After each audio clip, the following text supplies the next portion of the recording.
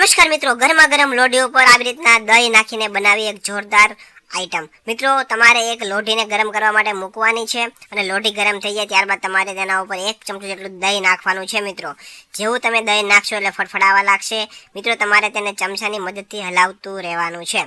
હવે વ્યવસ્થિત બધું ઉકળવા લાગે ત્યારબાદ તમારે મિત્રો એક ડુંગળીનું ઝીણું કટિંગ કરીને તેમાં ઉપર નાખવાનું છે અને તમારે ચમચાની મદદથી મિક્સ કરી લેવાનું છે।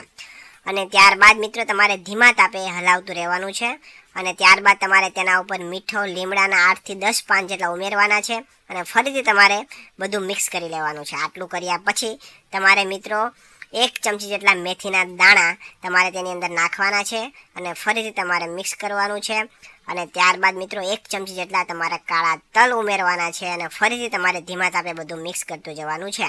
હવે મિત્રો તમારે 4 થી 5 મિનિટ સુધી મિક્સ કરવાનું છે। એટલે તમારું નામ અને તમારા ગામનું નામ કોમેન્ટ કરીને જણાવી દો, જેથી કરીને અમે તમને સ્પેશિયલ થેન્ક્સ કહી શકીએ। તો મિત્રો લાસ્ટ વિડીયોનું સ્પેશિયલ થેન્ક્સ રેખાબેન પંચાલને અમદાવાદથી, સંગીતાબેન જોગેલાને ગોંડલથી, હેમંતભાઈને જેતપુરથી, લતા દેસાઈને સુરતથી, રંજનબેન રામાણીને ડોડિયાલાથી, મનોજભાઈ કેસવાલાને માંગરોલથી, પ્રવીણભાઈ પટેલને મહેસાણાથી, જયશ્રીબેન દાવડાને ભાવનગરથી, આશાબેન તરારને મોડાસાથી અને ધ્રુપલ પટેલને આણંદથી જાય છે। તો મિત્રો હવે બધું એકદમ ઉકળવા લાગે ત્યારબાદ તમારે મિત્રો ગેસ બંધ કરી દેવાનો છે અને હવે તમારી પાસે જે પણ મિક્સર હોય, ગ્રાઇન્ડર હોય, એની મદદથી તમારે આ બધી વસ્તુ છે એનો તમારે એકદમ ક્રશ કરી લેવાનું છે, એકદમ તમારે ગ્રાઇન્ડ કરી લેવાનું છે। એટલે આપણે મિત્રો જારની અંદર આ બધું નાખશું ત્યારબાદ તેની અંદર થોડું પાણી ઉમેરીશું અને આપણે ગ્રાઇન્ડરની મદદથી ઝીણું ગ્રાઇન્ડ કરી લઈશું।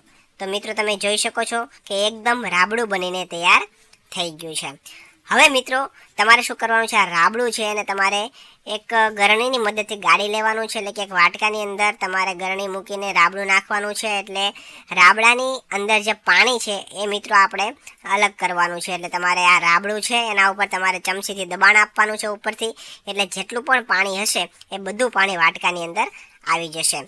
તો હવે તમને સવાલ થશે કે આપણે પાણીનો ઉપયોગ કરવાનો છે કે આ વાટકાની અંદર જે માલ પડેલો છે તેનો ઉપયોગ કરવાનો છે। તો મિત્રો જે આ વસ્તુ બધી ગરણીની અંદર પડેલી છે તેના બધા પોષક તત્વો આ પાણીની અંદર આવી ગયા છે, એટલા માટે આપણે ઉપયોગ કરવાનો છે પાણીનો।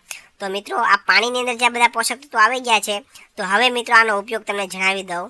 તો મિત્રો જે લોકોના વાળ સફેદ થઈ ગયા હોય અને કાળા કરવાનો પ્રયાસ કરી રહ્યા હોય, ડાય નાખતા હોય અથવા બીજું કેમિકલ નાખતા હોય માથામાં, એની જગ્યાએ મિત્રો તમારે આ પાણીનો ઉપયોગ કરવાનો છે। આ પાણીને કારણે મિત્રો તમારા સફેદ વાળ છે કાળા થઈ જશે, તમારે કોઈ બીજો ખર્ચો કરવાની જરૂર નહીં પડે।